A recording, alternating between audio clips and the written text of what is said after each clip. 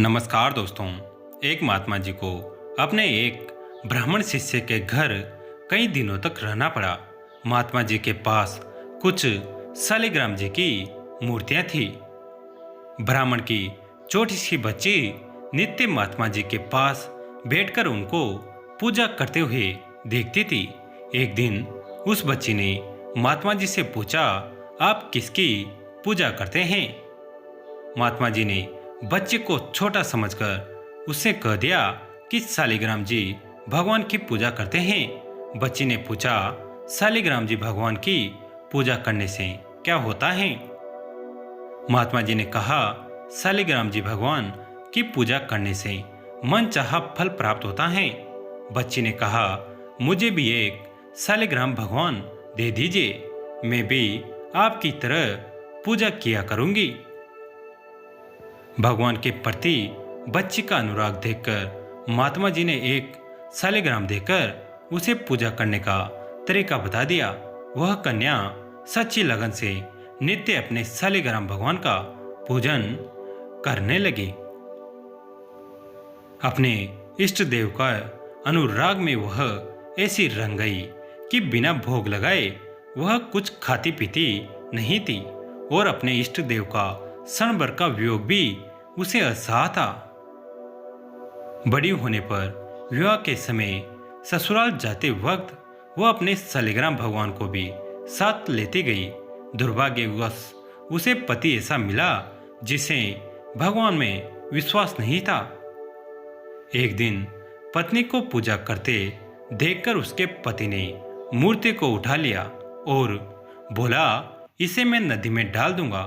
कन्या के बहुत अनुनय विनय करने पर भी पति ने मूर्ति को नदी में फेंक दिया। उसी समय से कन्या अपने शालिग्राम भगवान के विरह में दीवानी हो गई और हर समय यही रट लगाए रहती, मेरे शिल्पले भगवान मुझ दासी को छोड़कर कहाँ चले गए? शीघ्र दर्शन दो, आपका वियोग असहा है। एक दिन वह भगवान के विरह में पागल होकर उसी नदी के किनारे पहुंच गई और ऊंचे स्वर में अपने प्रभु को पुकारकर कहने लगी, शीघ्र आकर दर्शन दो, नहीं तो दासी का प्राणात होने जा रहा है।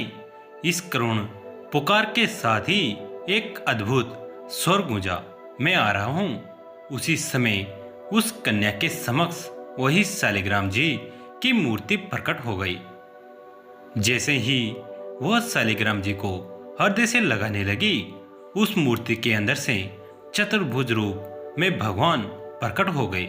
भगवान के दिव्य तेज से आसपास अन्य सभी लोगों की आंखें बंद हो गई। तभी एक दिव्य गरुड़ ध्वज विमान आया और भगवान अपने उस सच्ची भक्त को विमान में बिठलाकर वैकुंठ लोक को चले गए और भगवान से विमुख उसका पति आंखें फाड़कर देखता रह गया। दूसरी कथा। किसी धर्म सभा में एक बार एक कुटिल और दुष्ट व्यक्ति पूजा का उपवास कर रहा था। मूर्ख लोग मूर्ति पूजा करते हैं, एक पत्थर को पूजते हैं। पत्थर तो निर्जीव है, जैसे कोई भी पत्थर। हम तो पत्थरों पर पैर रखकर चलते हैं, सिर्फ मुकड़ा बनाकर पता नहीं क्या हो जाता है उस निर्जीव पत्थर पर जो पूजा करते हैं। पूरी सभा उसकी हाँ में हाँ मिला रही थी। स्वामी विवेकानंद भी उसी सभा में थे। कुछ टिप्पणी नहीं की, बस सभा खत्म होने के समय इतना कहा कि अगर आपके पास आपके पिताजी की फोटो हो तो कल सभा में लाइएगा। दूसरे दिन वह व्यक्ति अपने पिता की फ्रेम की हुई बड़ी तस्वीर ले आया। उचित समय पाकर स्वामी जी ने उससे तस्वीर ली, जमीन पर रखा और उस व्यक्ति से कहा, इस तस्वीर पर थूकिए। आदमी बहुत चक्का रह गया, गुस्साने लगा, बोला, ये मेरे पिता की तस्वीर है, इस पर कैसे थूक सकता हूँ? स्वामी जी ने कहा, तो पैर से छूइए। वो व्यक्ति आग बबूला हो गया। कैसे आप यह कहने की दृष्टता कर सकते हैं कि मैं अपने पिता की तस्वीर का अपमान करूं? लेकिन यह तो निर्जीव कागज का टुकड़ा है। स्वामी जी ने कहा, तमाम कागज के टुकड़े हम पैरों तले रोनते हैं, लेकिन यह तो मेरे पिताजी की तस्वीर है, कागज का टुकड़ा नहीं। इन्हें मैं पिता ही देखता हूँ, उस व्यक्ति ने जोर देते हुए कहा। इनका अपमान मैं बर्दाश्त नहीं कर सकता। हंसते हुए स्वामी जी बोले, हम हिंदू भी मूर्तियों में अपने भगवान देखते हैं, इसलिए पूजते हैं। पूरी सभा मंत्रमुग्ध होकर स्वामी जी की तरफ ताकने लगी। समझाने का इससे सरल और अच्छा तरीका क्या हो सकता है? मूर्ति पूजा दैत्यवाद के सिद्धांत पर आधारित है। ब्रह्मा की उपासना सरल नहीं होती, क्योंकि उसे देख नहीं सकते। ऋषि मुनि ध्यान करते थे, उन्हें मूर्तियों की जरूरत नहीं पड़ती थी। आंखें बंद करके समाधि में बैठते थे। वह दूसरा ही समय था। अब उस तरह के व्यक्ति नहीं रहे जो निराकार ब्रह्मा की उपासना कर सके, ध्यान लगा सके। इसलिए साकार आकृति सामने रखकर ध्यान केंद्रित करते हैं। भावों में ब्रह्मा को अनेक देवी देवताओं के रूप में देखते हैं, भक्ति में तस्लीन होते हैं। तो क्या अच्छा नहीं करते?